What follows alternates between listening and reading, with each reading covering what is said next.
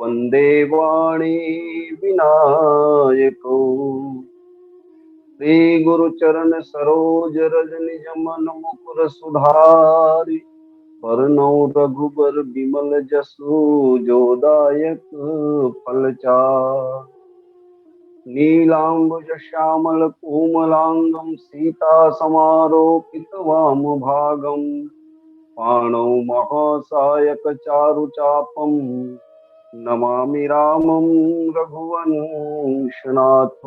सियावर रामचंद्र की जय।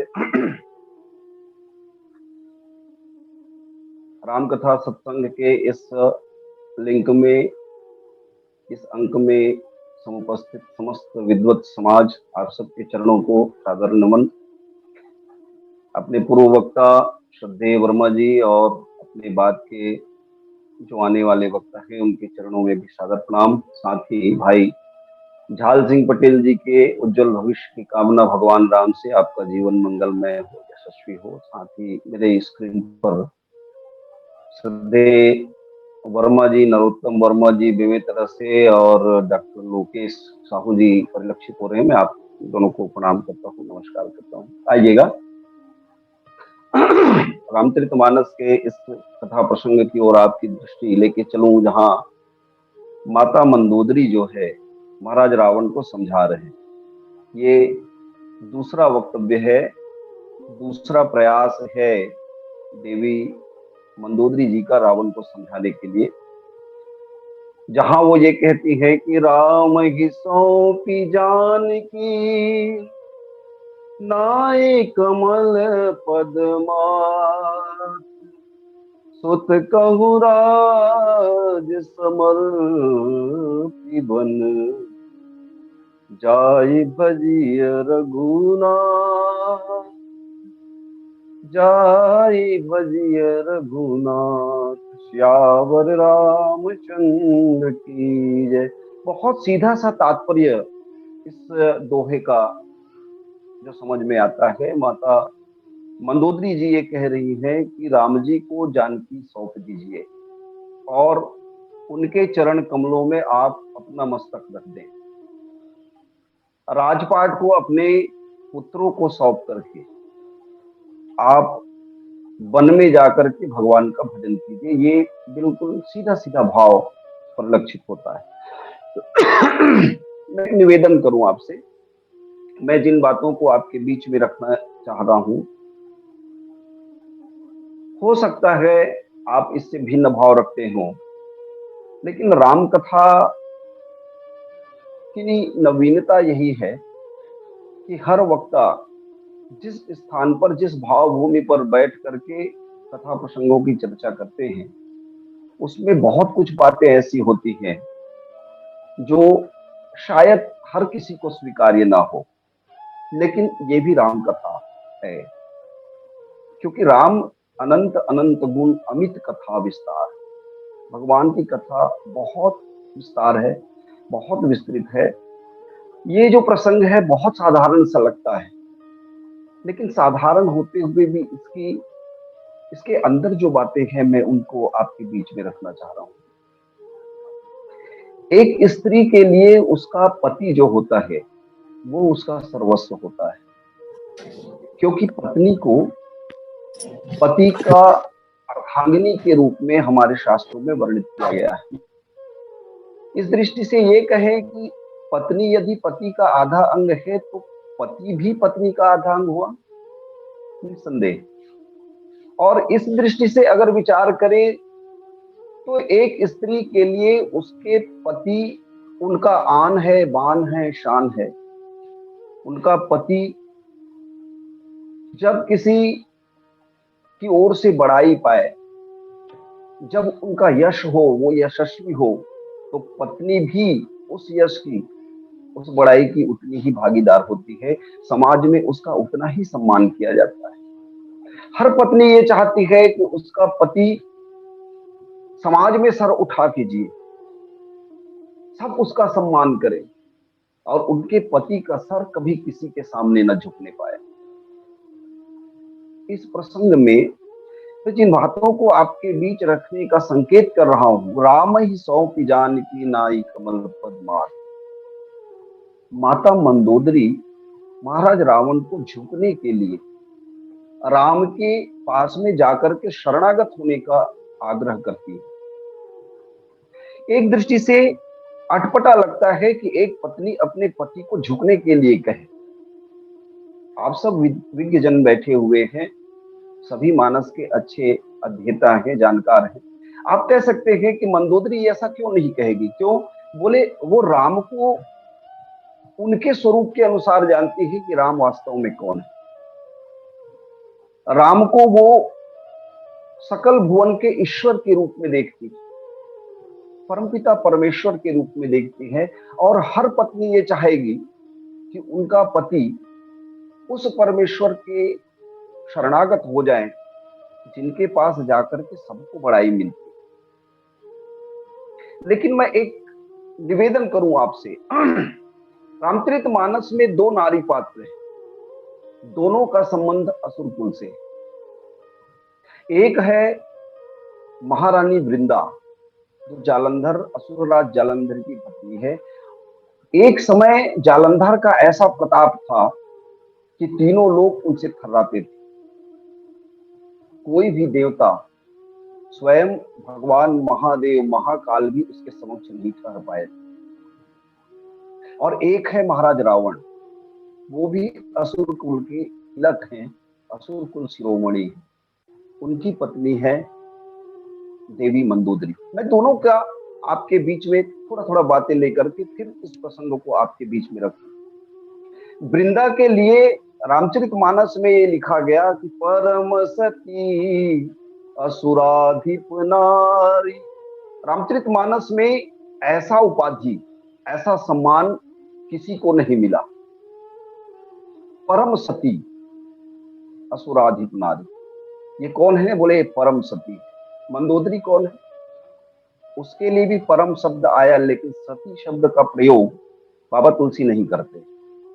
उनके लिए ये कहा गया परम सुंदरी नारी ललामा। देवी मंदोदरी कौन है? तो बोले परम सुंदरी, लेकिन उनके साथ एक विशेषण जोड़ा गया, नारी ललामा, स्त्रियों में शिरोमणि, नारियों में शिरोमणि। पहली बात। दूसरी बात, वृंदा पति में परमेश्वर को पाना चाहती है और देवी मंदोदरी पति को परमेश्वर में समर्पित करना चाह रही है। समानताएं देखिए, फिर मैं आपके बीच में अपनी बातें रखूंगा। वृंदा का पति परमेश्वर का प्रतिद्वंदी बनकर के हमारे बीच में सामने में आता है मानस की कथा के अनुसार। लेकिन वृंदा जो है, जब उनका पति परमेश्वर का प्रतिद्वंदी बनता है तब भी अपने पति का ही साथ देती है। महासती वृंदा, परम सती वृंदा एक बार भी जालंधर से जाकर के ये नहीं कहती है कि ये जो आपके विरुद्ध में खड़े हुए हैं ये ईश्वर हैं, आप उनके शरणागत हो जाइए। कभी नहीं कहा। मानस में तो ऐसा परिचय नहीं मिला। लेकिन जिस समय महाराज रावण, मंदोदरी का पति जिस समय परमेश्वर का प्रतिद्वंदी हुआ, महारानी मंदोदरी ये चाहती है कि उसका पति परमेश्वर में जाकर के विलीन हो जाए। उसका पति परमेश्वर का शरणागत हो जाए। ऐसा क्यों? ऐसा इसलिए कि देखिए, एक बात होती है जिसे हम सत्य कहते हैं। क्या सत्य से कोई आगे है? बोले हाँ, सत्य से भी आगे है। कौन है? परम सत्य है।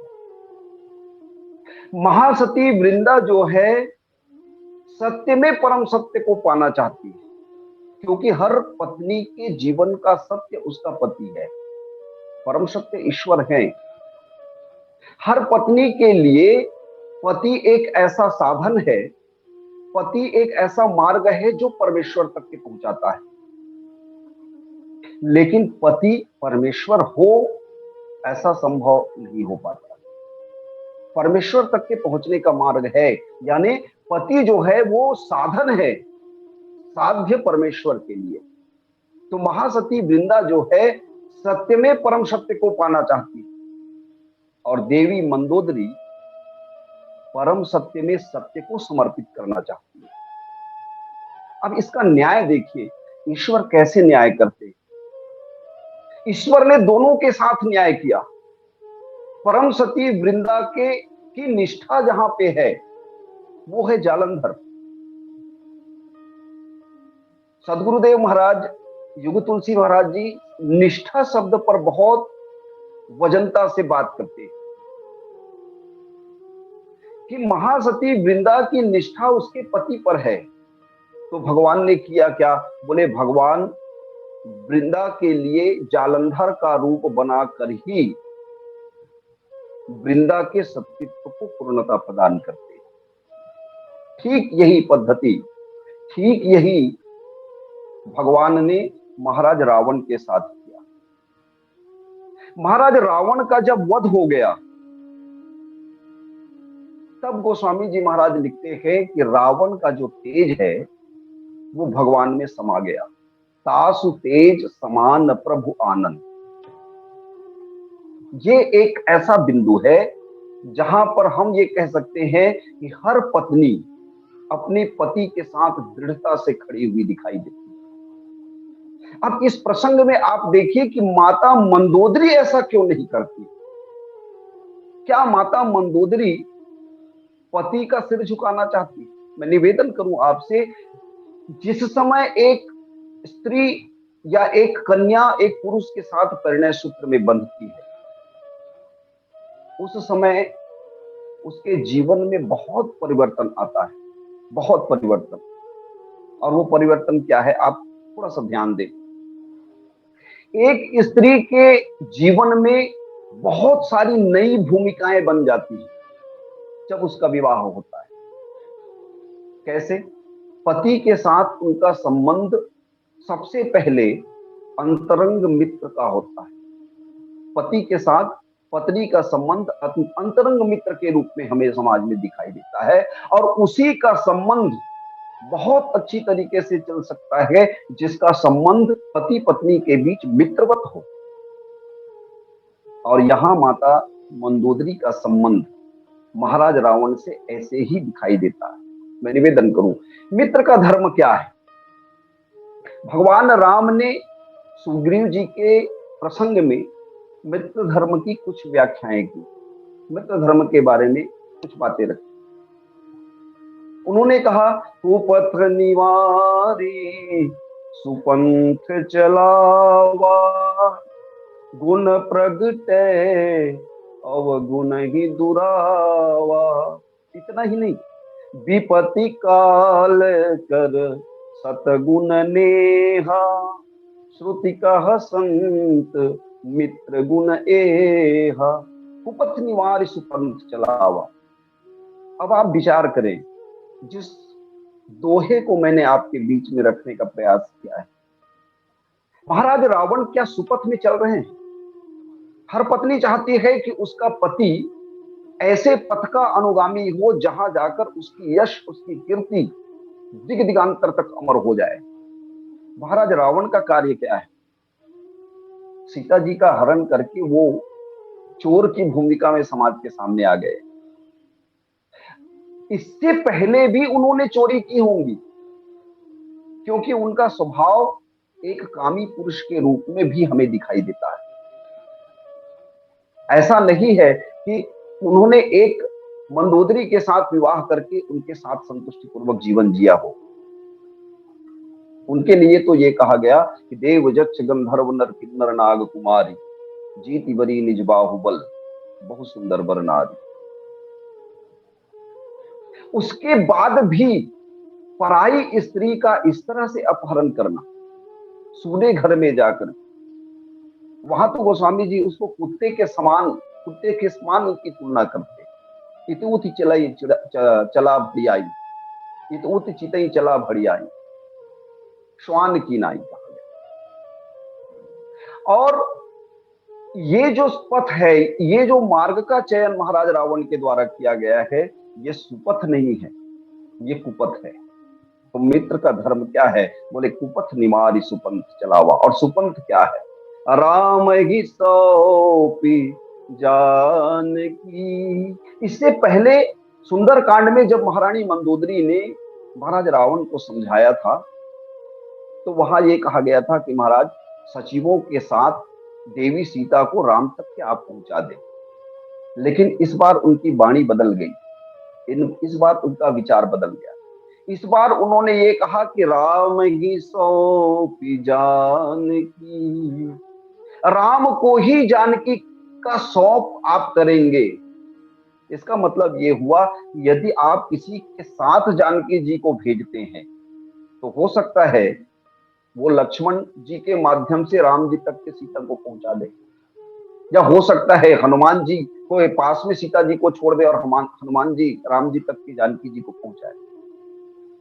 महारानी मंदोदरी ये कहती है कि महाराज ऐसा मत कीजिएगा। क्यों?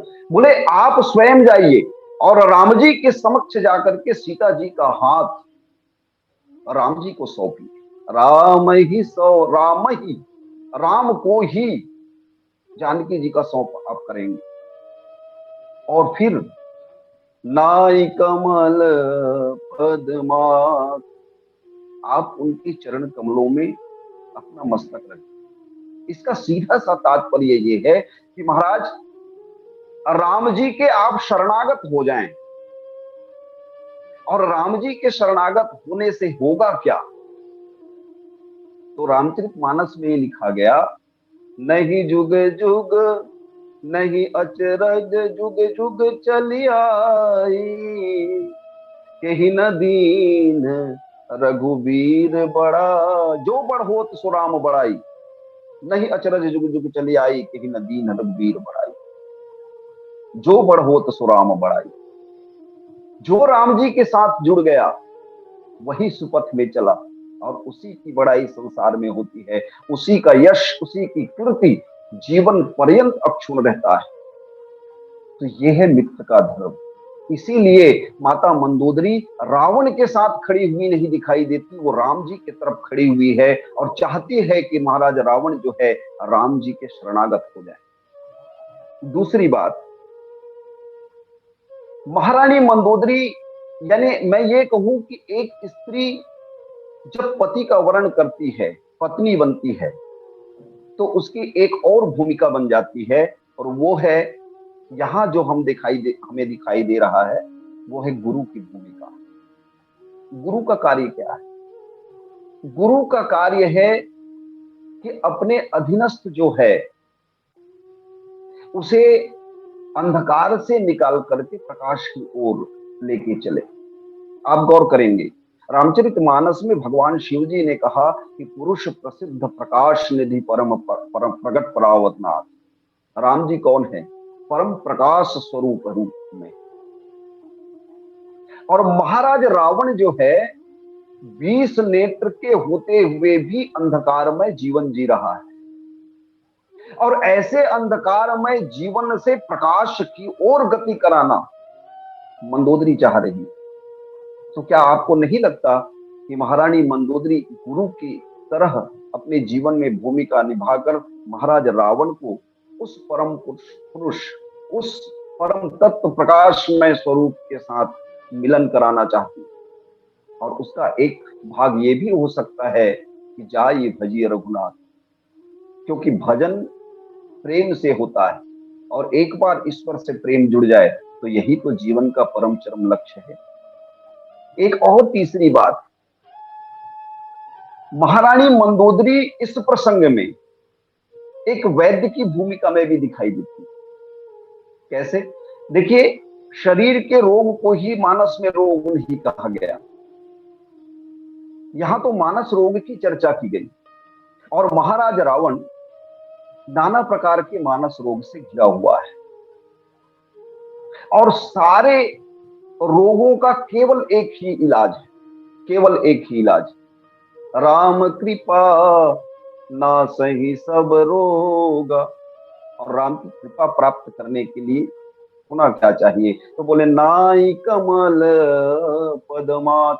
आप सीता जी का पक्ष लीजिए, राम ही सौंपी जानकी, सीता जी का पक्ष लीजिए और सीता जी को ससम्मान भगवान राम तक के ले जाकर के सौंप दीजिए। और यही तो इस प्रसंग में कहा गया है जो मैं आपके सामने रख रहा हूं। माता मंदोदरी ये कहती है कि नाथ, आपने राम को सस्वरूप समझा ही नहीं। राम जी की वास्तविकता क्या है? बहुत सारी बातें कही गई, बहुत सारी बातें। और माता मंदोदरी अंत में ये कह रही है कि तासु विरोध न कीजिए नाथा, काल कर्म जीव जाके हाथा। इस जीवन में तीन ऐसे तत्व हैं जिनका लोहा सब कोई मानते हैं। एक है काल। काल का डंडा जब चलता है साहब, तो न तो दिखाई देता है और न ही आवाज आता है। काल दंड गही काहू न मारा, हरई बुद्धि बल धर्म विचारा। और वो काल किसके हाथ में है? कल हमारे सिन्हा जी चर्चा कर रहे थे कि काल चक्र, एक किसी को उपाधि अगर प्रदान करनी हो तो जो उपाधि लेने वाला है बहुत सोच समझ करके उपाधि लेने वाले को उपाधि लेनी चाहिए। जब किसी की प्रशंसा की जाती है तो बहुत सोच समझ करके उस प्रशंसा को स्वीकार करनी चाहिए। काल नेमी की चर्चा कल चल रही थी। मैं निवेदन करूं आपसे, काल के चक्र को धारण करने वाला काल नेमी है, ऐसा बड़ाई ऐसी उपाधि महाराज रावण ने काल नेमी को दे दिया। लेकिन काल अगर महाकाल के समक्ष जाए तो तब तो बात बिगड़ गई और वो परम धाम को ही पहुंच गए। लेकिन ये महाकाल भी किसके हाथों में है? तो रामचरितमानस में ये कहा गया, लव निमेश परमाणु जुग। लंका कांड के प्रारंभ की ही चर्चा है। लव निमेश परमाणु जुग बरस कल्प सरचंड, भजसी न मन ते ही राम को, काल जासु को दंड। भगवान राम के हाथ में ही तो काल है, और जिसके हाथ में काल सदा सदा सदा के लिए विराजते हो, महाराज उनके साथ विरोध करना ये उचित नहीं। ये आप देखिए, मानस में महाराज रावण के मन की जो रोग है, मन का जो रोग है, उसके संदर्भ में ये कहा गया कि रावण का अहंकार तो सबके सामने दिखता है। विनय पत्रिका में रावण को मोह कहा गया। रावण के अंदर में ममता भी बहुत अधिक दिखती है, और इसीलिए महारानी मंदोदरी सारे जो बुराइयां हैं, सारे जो रोग हैं, सबका एक मुश्त इलाज वो ढूंढना चाहते। एक ही साधे सब सारे रोगों का इलाज एक साथ। कहा? बोले राम ही सौंपी जानकी, बस आप शरणागत हो जाए नाई कमल पदमार। इसके बाद जो करना है वो भगवान करेंगे, आपको कुछ करने की, कुछ सोचने की आवश्यकता नहीं। मैं निवेदन करूं आपसे, रामचरितमानस में एक और संकेत किया गया है। वो संकेत ये है कि महारानी मंदोदरी के लिए, आमतौर पर लोग ऐसा सोचते हैं कि महारानी मंदोदरी ने 4 बार महाराज रावण को समझाया। कभी कभी मन में प्रश्न आता है कि ऐसा क्यों?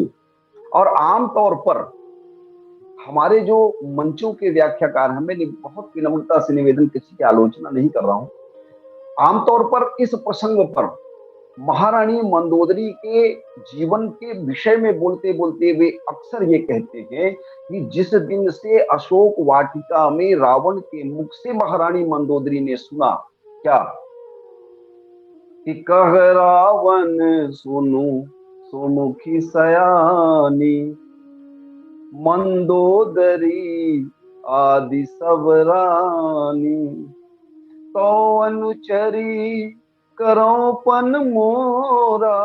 अब सोचिए जरा, महारानी मंदोदरी महारानी है भाई, पटरानी है, राजरानी है, और उसी के सामने जब महाराज रावण ने ये कह दिया कि मंदोदरी आदि जितनी भी रानियां हैं सबको तुम्हारी दासी बना दूंगा, केवल तुम एक बार मेरी तरफ देख लो।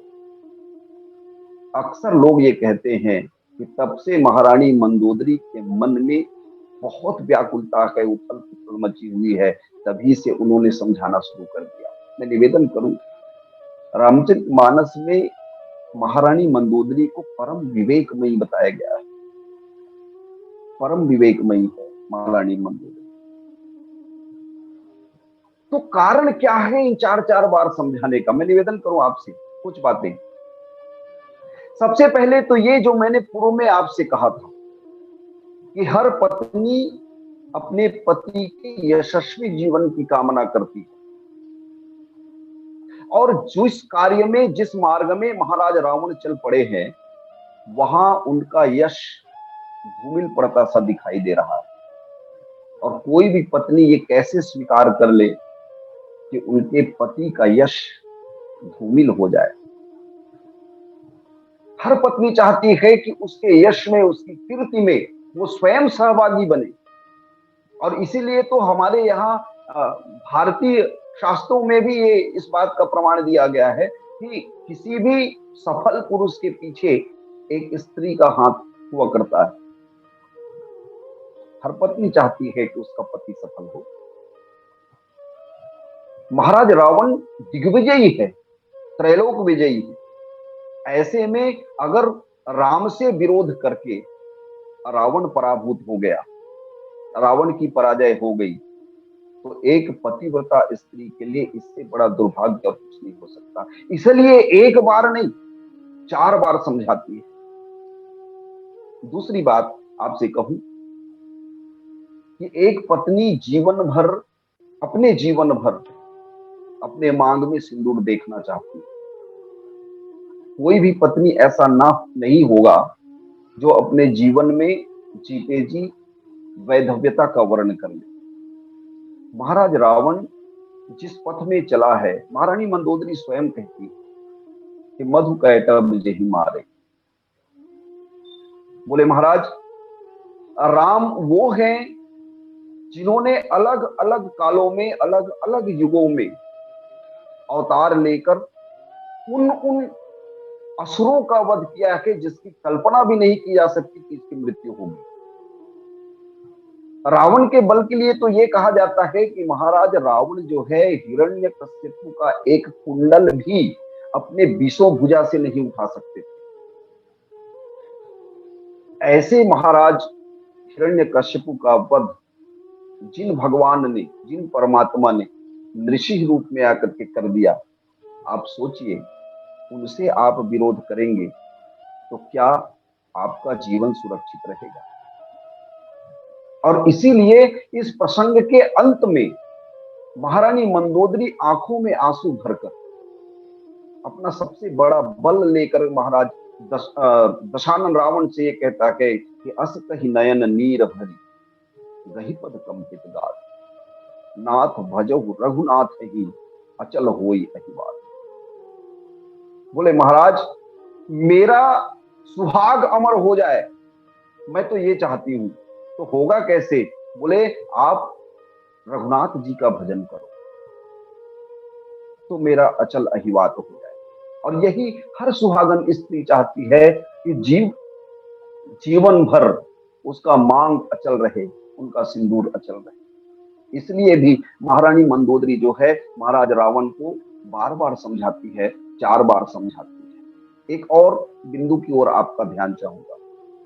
रावण राक्षस कुल का स्वामी है, और जब जब दैत्य कुल में किसी बड़े असुर ने जिम्मा संभाला दैत्य कुल के उत्कर्ष का, तो दैत्य कुल निश्चित रूप से बहुत ऊंचाई पर गया, उत्कर्ष पर गया।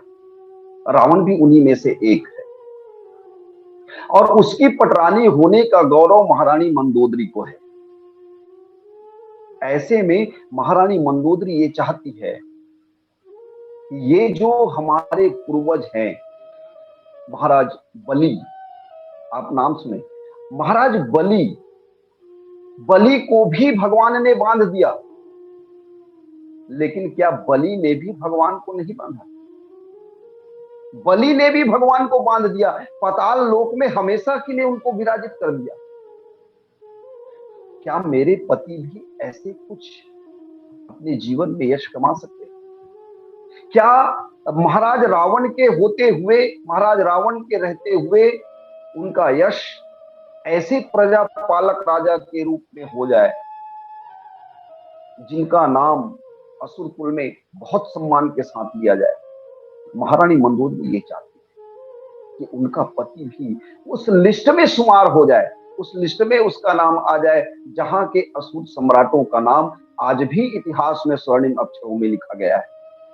इसलिए भी महारानी मंदोदरी महाराज रावण को समझाती। एक और अंतिम बिंदु आपके बीच में रखो। राजा जो होता है उसका स्व कुछ भी नहीं होता। राजा एक ऐसा पद है जिसका सर्व ही स्व होता है। और महाराज रावण का सर्व क्या है? तो महाराज रावण का सर्व है पूरा उनके राज्य की पूरी प्रजा, वो निरीह प्रजा जो रावण के राज्य में, रावण के स्वामित्व में निर्भय होकर इस संसार में अपना जीवन यापन कर रहे हैं। क्या एक पति परायणा पत्नी अपने जीवन में ऐसा कलंक ले ले कि उनके पति के जाने के बाद उनकी प्रजा पूरी तरह से अनाथ हो जाए? और हुआ भी यही। महारानी मंदोदरी ने जिस रावण को इतनी बार समझाया, इतने तरीकों से समझाया, और केवल महारानी मंदोदरी ही नहीं, हमारे यहाँ गणना करने वाले ये चर्चा करते हैं कि 14 पात्रों के द्वारा 17 बार समझाया गया। मैं निवेदन करूं, राक्षस कुल में जितने भी पात्रों ने समझाया है महाराज रावण, मारीच से लेकर के जहां जितने भी अंतिम छोर तक के जाए, सबने लगभग श्री राम जी के लिए एक ही तरीके की बात कही कि राम सर्वेश्वर है, राम चराचर के स्वामी है, और इनसे विरोध करना मतलब अपना सर्वनाश करना है। इसीलिए महारानी मंदोदरी जो है ये कहती है कि राम ही सौंपी जानकी, नाई कमल पद मात। देखिए शब्दों को रखने का तरीका देखिएगा महाराज जी का, महारानी जी का। क्या कहती हैं? सुत कहूँ राजी समर्पी बन। देखिए शास्त्रों का एक नियम है कि चौथे पन जाए कानन। कितने सधे शब्दों में माता मंदोदरी जो हैं महाराज रावण को ये कह देती हैं कि महाराज अब आप बूढ़े हो गए। सीधा सीधा नहीं कह रही। सुत कहूँ राज समर्पी बन, बोलने का ढंग देखिए। सुत कहूँ राज समर्पी बन, बोले महाराज आप बूढ़े हो गए हैं, अब आपकी उम्र जो है विवाह करने की नहीं है, भोग करने की नहीं है। जिस सीता को लेकर के आप इतने व्याकुल हैं, इतने लोगों के जीवन को आप दांव पर लगा रहे हैं, महाराज ये आपकी उम्र के हिसाब से ये उचित नहीं है। लेकिन महाराज रावण जो है नहीं समझा, इतने लोगों के समझाने के बाद भी नहीं समझा। क्यों? प्रश्न आता है ना मन में, महाराज रावण आखिर क्यों नहीं समझे? मैं एक निवेदन करूं आपसे, भगवान राम के लिए विभीषण जी महाराज ने एक शब्द कहा, राम सत्य संकल्प प्रभु। राम जी का जो संकल्प हो गया, सत्य वही है साहब, उसके सिवा दूसरा सत्य हो ही नहीं सकता। और राम ने क्या किया है, निश्चर हीन करो मही, बुझ उठाए पन कीन। इस पृथ्वी को निशाचरों से हीन, निशाचरों से रहित करने की प्रतिज्ञा भगवान राम ने ली है। और रावण की जो प्रवृत्ति है वो आसुरी प्रवृत्ति है, निशाचरत्व की प्रवृत्ति है। मैं निवेदन करूं, भगवान राम आसुरी वृत्ति को मिटाने के लिए ही और रावण के समर्पण के लिए ही इतने सारे प्रयास किए। वास्तव में जितने पात्रों ने समझाया है महाराज रावण को, वो अलग अलग पात्र नहीं हैं, उन सब के हृदय स्थल में बैठ के स्वयं राम ही रावण को समझा रहे हैं। लेकिन महाराज रावण कभी समझने का नाम नहीं लिया। उसके दो कारण हैं। एक, भगवान राम का संकल्प कि राम जी ने जो संकल्प कर लिया है वो अवश्य पूरा होगा। और दूसरा, महाराज रावण का संकल्प।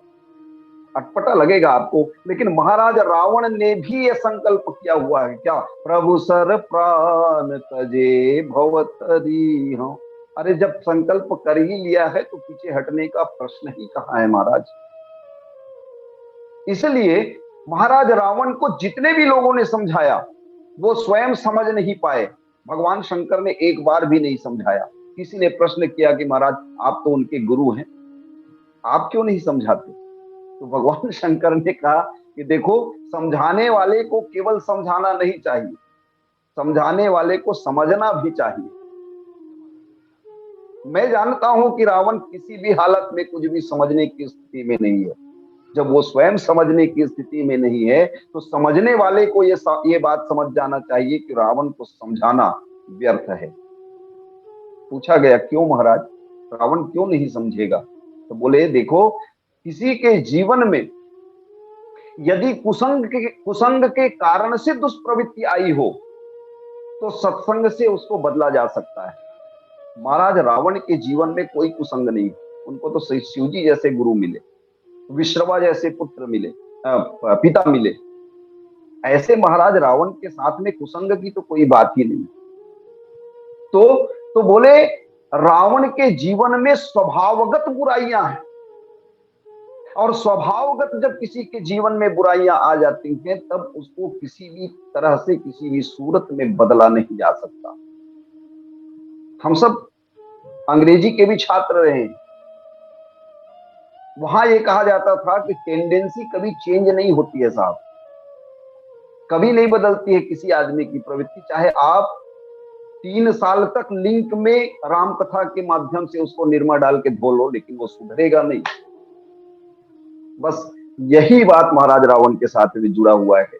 बस यही कहकर मैं हमारे इस लिंक में उपस्थित समस्त विद्वानों को पुनः प्रणाम करके अपनी वाणी विराम देता हूँ।